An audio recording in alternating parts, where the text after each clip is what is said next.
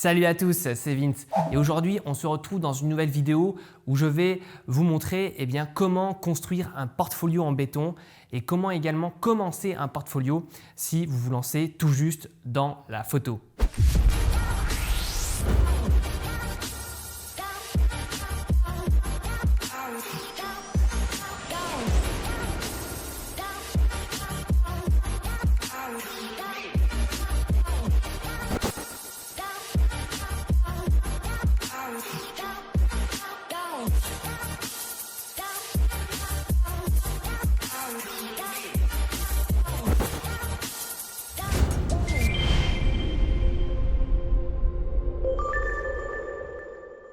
Alors nous sommes actuellement en déplacement depuis Budapest et j'en profite pour vous faire cette petite vidéo. J'ai choisi de vous parler de la création de portfolio parce que c'est le nerf de la guerre, notamment quand on veut devenir photographe professionnel. C'est la seule chose que vont regarder vos potentiels clients.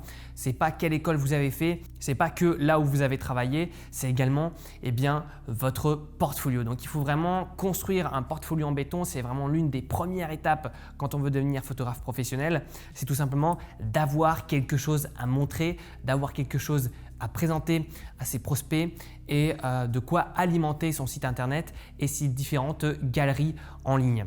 Donc c'est vraiment important et moi malheureusement dans les gens qui me demandent des lectures de portfolio ou dans les clients de mes formations, ils m'envoient leurs photos, ils m'envoient leur site, ils me demandent un retour dessus.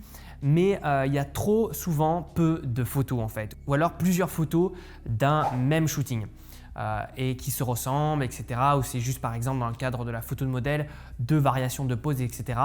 Donc malheureusement ça envoie un message aux potentiels clients qui pourraient être intéressés par votre travail. Ça leur communique en fait que vous n'avez pas fait assez de shooting parce que vous n'avez pas de quoi alimenter votre portfolio avec suffisamment de photos et que vous débutez donc ou alors que vous n'avez pas assez d'expérience. Donc même si vous aujourd'hui vous avez pratiqué depuis un certain temps, vous avez plein de photos mais que vous les gardez sur votre disque dur, le fait de ne pas les mettre en ligne et de ne pas comme ça construire un portfolio en ligne va pouvoir vous poser des problèmes lors des négociations. Et les gens, il faut savoir qu'ils ne sont pas dans votre tête, vous connaissez par cœur votre travail, mais les gens qui vous découvrent pour la première fois ou alors lors d'un événement qui vous demandent « Ah bah tiens, vous êtes photographe, vous faites quoi comme travail ?» Si vous leur montrez que quelques photos, ça ne va pas les mettre en confiance. Donc c'est pour ça que c'est aussi important de s'atteler à cette tâche et pour débuter de la meilleure façon possible et même si on veut faire du professionnel par la suite et vraiment de la photo son activité principale, je vous invite à commencer en collaboration. Par exemple, si vous voulez faire de la photo sociale, commencez en collaboration. Ça veut dire quoi en collaboration? Que vous allez travailler gratuitement en échange de mise à disposition par exemple d'un sujet dans le cadre de la photo de modèle. Donc il n'y a pas d'échange d'argent qui va rentrer en jeu, comme ça vous n'allez pas avoir la pression financière ni la pression et l'obligation véritable du résultat. Certes, vous avez fait déplacer les deux parties du shooting, mais vous avez beaucoup moins de pression que dans le cadre d'une prestation. Là, ça peut être intéressant pour débuter et pour commencer à se construire un portfolio. Et aussi, il ne faut pas hésiter à parfois payer des modèles. Pour le coup, c'est vous qui allez payer les modèles pour shooter avec des modèles professionnels qui ont l'habitude, qui sont en agence, qui ont l'habitude vraiment des shootings, qui savent comment se placer, quel angle, etc. Tout simplement parce qu'au départ, vous ne savez peut-être pas diriger les modèles, c'est pas inné. Ce sont ces modèles-là qui vont vous apprendre et vont vous aider justement à les diriger eux-mêmes et ils vont vous apporter une nouvelle vision de la photo. Donc ça peut être également intéressant de débourser quelques centaines d'euros au début de son activité pour se lancer et pour se créer là aussi un book en béton.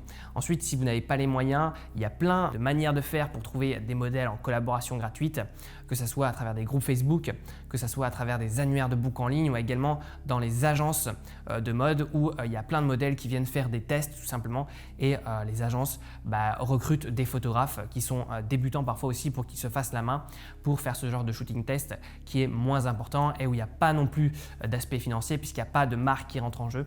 Donc là aussi, ça peut être intéressant pour débuter en collaboration. Vous pouvez aussi commencer à couvrir des événements ou alors à faire des baptêmes ou à être second photographe sur un mariage. Là aussi, pour ne pas avoir la pression, parce que pour le coup, c'est le photographe principal et ça se fait être second photographe sur un événement. Le photographe principal, c'est lui qui a déniché le contrat, qui a le client, qui va se faire payer plus que vous forcément, mais qui va prendre également toute la pression. Donc vous allez être juste un photographe de sécurité entre guillemets, vous allez couvrir un autre angle, etc. Donc vous avez beaucoup moins de pression et vous pouvez voir de cette manière comment se passe ce genre d'événement, que ce soit baptême ou mariage, et tout simplement voir où le photographe principal se place, etc. Donc ça, c'est un très bon moyen pour débuter, pour commencer et pour se construire là aussi un book et un portfolio en béton. Vous pouvez également participer à des stages photo, on appelle ça aussi des workshops dans le milieu.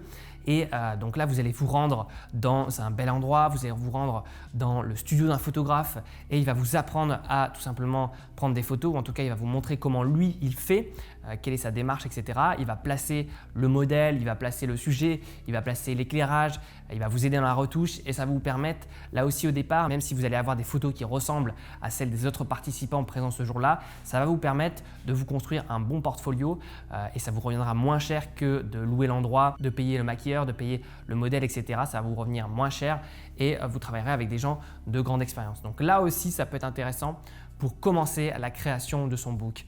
Et de toute façon, le fait de pratiquer va vous permettre de trouver votre style, de vous démarquer. On l'a vu dans une vidéo dédiée sur comment trouver son style en photo. Et également, ça va vous permettre d'être beaucoup plus confiant et beaucoup plus à l'aise si vous avez répété par exemple 20-30 shootings de portraits et que vous faites payer aujourd'hui, vous serez beaucoup plus à l'aise vis-à-vis du client et vous paraîtrez beaucoup plus professionnel parce que vous dégagerez de la confiance. Et aussi, le fait de pratiquer encore et encore va vous permettre de maîtriser plus que bien vos compétences et de maîtriser plus que bien votre art. Et il faut bien comprendre quelque chose, notamment si vous voulez devenir tout simplement photographe professionnel, eh bien, il faut que vous apportiez quelque chose à votre client, que ce soit votre regard, votre manière de présenter les choses, que ce soit dans le packaging produit, dans la photo instit, dans le corporate ou même dans le particulier.